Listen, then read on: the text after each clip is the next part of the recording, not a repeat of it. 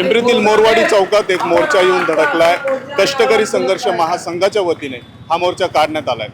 कामगार नेते काशीनाथ नाकाते आपल्या सोबत आहेत। नेमकं त्यांच्या काय मागण्यात आपण त्यांच्याकडून जाणून घेऊया। काय मागण्यात, कशासाठी हा मोर्चा काढण्यात आलाय? सर 2020 पासून महानगरपालिका या सामान्य नागरिकांची कष्टकऱ्यांची फसवणूक करीत आहे। ते म्हणजे ह्याच्यासाठी की त्यांना पंतप्रधान आवास योजनेतून घरांची लकी ड्रॉ काढण्यात आला, लाभार्थी निश्चित करण्यात आले, परंतु रावेत मधली जागा ही महानगरपालिकेच्या जागेत नव्हती।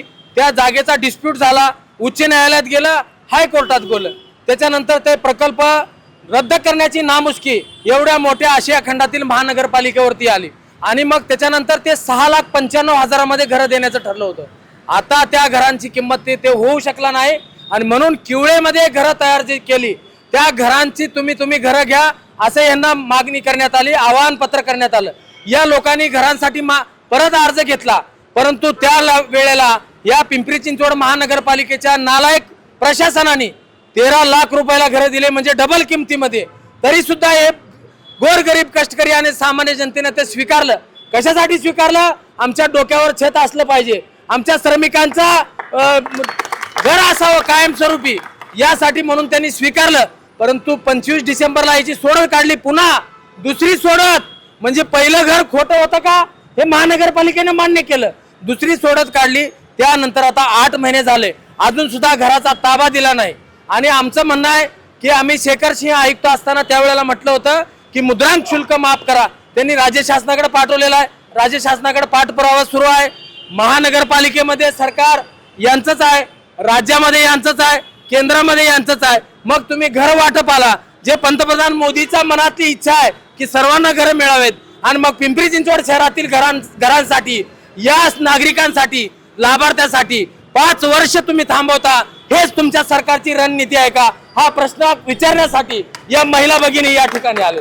मुद्रांक शुल्क माफ झालाच पाहिजे, तातडीने घरं मिळालेच पाहिजे। त्याचबरोबर या शहरामध्ये 50,000 घरांची मागणी आहे साहेब। 10,000 घरांची निर्मिती महानगरपालिकेने केली पाहिजे, 10,000 घरांची निर्मिती महाराणी केली पाहिजे आणि PMRDA ने 25,000 घरांची निर्मिती केली पाहिजे। तरच या सर्वसामान्य नागरिक, माझे कष्टकरी वर्ग, सामान्य वर्ग यांना न्याय मिळेल, दिलासा मिळेल। अशा प्रकारची भूमिका घेऊन आम्ही आज या ठिकाणी आलेलो आहोत। आणि पंतप्रधान आवास योजनेतून यांना घर अनुदान मिळू नये म्हणून महानगरपालिकेने आर्थिक दृष्ट्या दुर्बल लोकांसाठी घरं असं नाव दिलं का? जर ते पंतप्रधान आवास योजनेचं नाव दिलं तर यांना मिळू नये? तुमच्या पैसे घरचे द्यायचेत का अधिकाऱ्यांच्या?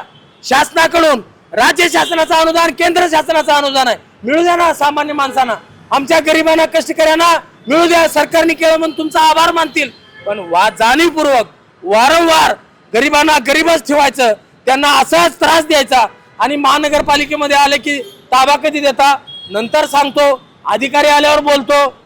आयुक्तच नाहीत, आयुक्त तर या शहरातील सामान्य नागरिक, गरीब, कष्टकरी आणि झोपडीधारक यांना बोलायला, आयुक्ताला तर वेळच नाही। अशा प्रकारची परिस्थिती आज शहरामध्ये असताना हे सर्व सामान्य लाभार्थी कष्टकरी कामगार मोठ्या संख्येने आज इथं आंदोलनासाठी उपस्थित राहिलेले आहेत। आणि 8 दिवसामध्ये जर हा ताबा मिळाला नाही तर भविष्यामध्ये कायदा सुव्यवस्थेचा प्रश्न निर्माण झाला तर महानगरपालिका पूर्णतः जबाबदार याला राहील, असा इशारा आज आम्ही या ठिकाणी देणार आहोत। आज आम्ही आश्वासन लेखी घेतल्याशिवाय, आज तारीख घेतल्याशिवाय आमचे लोक इथून जाणार नाहीत, हा इशारा प्रखंडपणे या ठिकाणी आम्ही आज देत आहोत।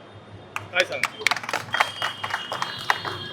सर्वसामान्य जनतेच्या न्याय व हक्कासाठी, खऱ्या अर्थानं त्यांना हक्काचं छत उभं करण्यासाठी कष्टकऱ्यांचे नेते आदरणीय काशीनाथ भाऊंनी या सर्व लोकांना सोबत घेऊन या ठिकाणी आंदोलन करत आहेत।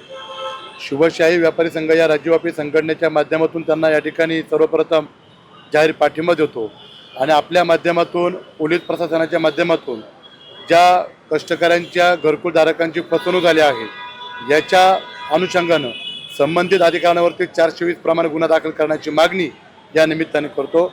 येत्या भाऊने 8 दिवसाची मुदत दिलेली आहे। 8 दिवसाच्या आतमध्ये जर या लोकांना सकारात्मक निर्णय झाला नाही तर शिवशाही व्यापारी संघ असेल, हिंदू मातंग सेना असेल, संपूर्ण बहुजन समाजाला सोबत घेऊन काशीनाथ भाऊंच्या नेतृत्वाखाली मोठी ताकद उभा करून या महापालिकेतल्या प्रशासनाला स्थळो की पळो केल्याशिवाय आम्ही या ठिकाणी स्वस्त बसणार नाहीये। राज्याचे मुख्यमंत्री देवेंद्रजी फडणवीस साहेब आहेत, महापौर रविभाऊ लांडगे आहेत, यांना आपल्या माध्यमातून कळकळीची विनंती आहे. गेल्या 8 महिन्यापासून ही लोक प्रतीक्षेत आहेत. 9 महिने आणि 9 दिवस लागतात. 9व्या दिवशी 8 दिवस झाले वाट बघतात. लय झाले 8 दिवस, अजून 8 महिने झाले वाट बघतात. 8 दिवसाची मुदत दिलेली आहे.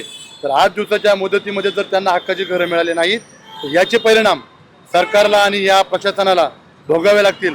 एवढाच मी आपल्या माध्यमातून त्यांना इशारा देतो. एकूणच पाहता काशीनाथ नखाते आणि युवराज दाखले यांनी महापालिकेला 8 दिवसाचा टाइम दिलेला आहे. आता या येणाऱ्या 8 दिवसात महापालिका या अनुषंगाने काय पावलं उचलती हे पाहणं महत्त्वाचं ठरणार आहे. कॅमेरामॅन पियुषसह अनिस पठाण, पिंपरी चिंचवड न्यूज.